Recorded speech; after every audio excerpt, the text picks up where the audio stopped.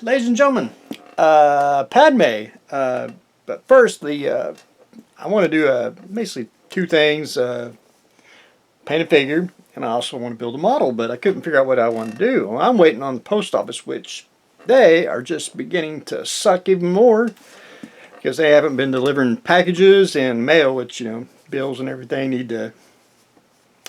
That's the important part. But anyway, I want to build a model. I want to build that.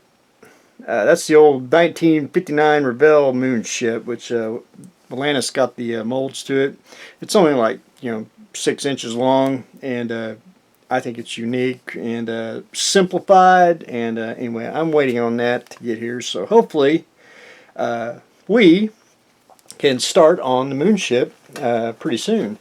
Padme. Now this kind of be a little bit of a boring episode. I really don't want to bore everyone to death, but I did block in most of her colors, and that is her white boots, pants, her tunic. Her tunic is, and I thought I was going to have to mix, but it's pretty close to the color in the picture, and that is the green-gray, and it worked out pretty darn slick. So got that on, and then I've been slowly trying to get her blue trim painted, and then of course we got to finish the belt and the holster guns and a few other things. Got her hair painted. My go-to brown now is, I used to have like a flat brown, but my go-to brown now is track primer. I think it's the universal brown color in my little modeling world. But I did get her hair painted, and slowly I do a little bit each morning, and so anyway, we're on the holster detail next, and maybe the guns, and trying not to jump around, but just trying to get all the basic basic colors on, and then we're going to go in with washes. And I like to do the basic colors and then put washes on everything. I think it blends it in, and then very little dry brushing, because we're trying to make her real, but we're trying to keep her animated, all at the same time. So that is where I am on Padme.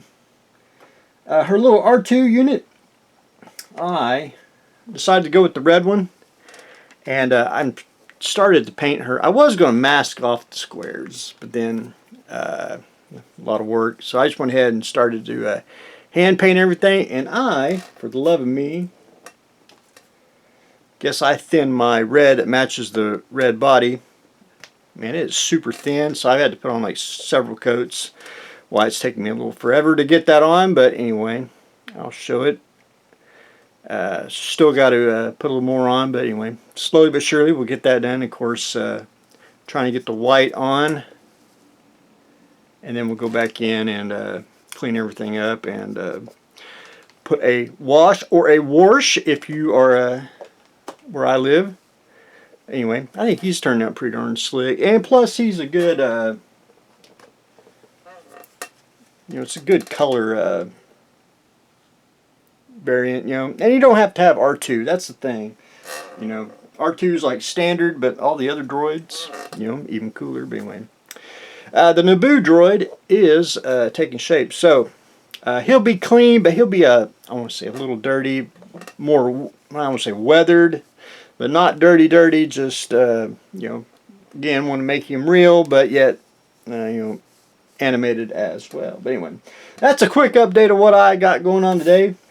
We're painting the droid, and we are painting Padme, and we're waiting on the post office to deliver things. So that's what I got going on today, so stay tuned for the next exciting episode.